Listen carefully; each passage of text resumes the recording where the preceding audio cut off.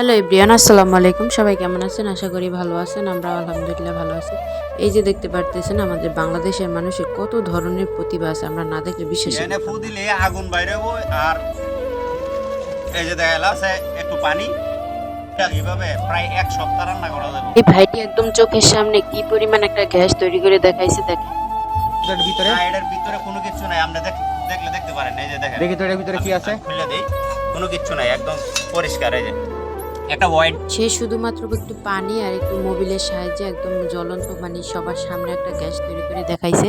আসলে আমাদের বাংলাদেশের মানুষের কিন্তু অনেক বুদ্ধি আছে, এগুলো কি প্রতিভা, মানে তাদের এত পরিমাণ বুদ্ধি, এগুলো যদি একটা সঠিক প্ল্যাটফর্ম পাইতো তারা খাটানোর জন্য, তাহলে অবশ্যই তারা একদিন বড় কিছু হইতো। অনেকের দেখবেন অনেক বুদ্ধি আছে কিন্তু এগুলো দেখাইতে পারে না, আর কি কাকে দেখাবে কিভাবে দেখাবে তারা নিজেরাই বুঝতে পারে না। তো এই ভাইটিকে দেখেই তারা আমরা জলজান্ত প্রমাণ, উনি কিন্তু গ্রামে বসে একদম সহজ পদ্ধতিতে মাত্র একটা দুধের যে চা আর কি, নাম্বার ওয়ান যে দুধের চায়ের কেটলি, সেটার সাহায্যে আর দুইটা বোতলের সাহায্যে, একটা বোতলের মধ্যে রাখছে হচ্ছে মোবিল আর একটা বোতলের মধ্যে রাখছে হচ্ছে পানি, একদম তার সাহায্যে কিভাবে গ্যাস তৈরি করে দেখাচ্ছে। এই গ্যাস দিয়ে নাকি আবার রান্নাও করা যাবে। আপনারা সবাই এরকম ব্যবহার করে দেখতে পারেন। অবশ্যই ছোটরা করবেন না, কারণ ছোটরা হয়তো অনেক সময় দেখা যায় দুর্ঘটনার শিকার হয়। বড়রা করবেন, আপনারা চেষ্টা করে দেখতে পারেন, তাহলে অবশ্যই হইতে পারে।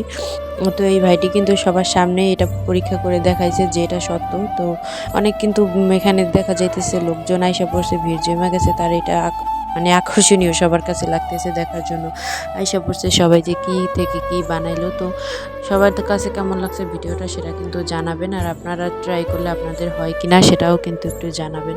এই যে ভাইজান কিন্তু এখানে সুন্দরভাবে বলতেছে যে কিভাবে কি হইতেছে।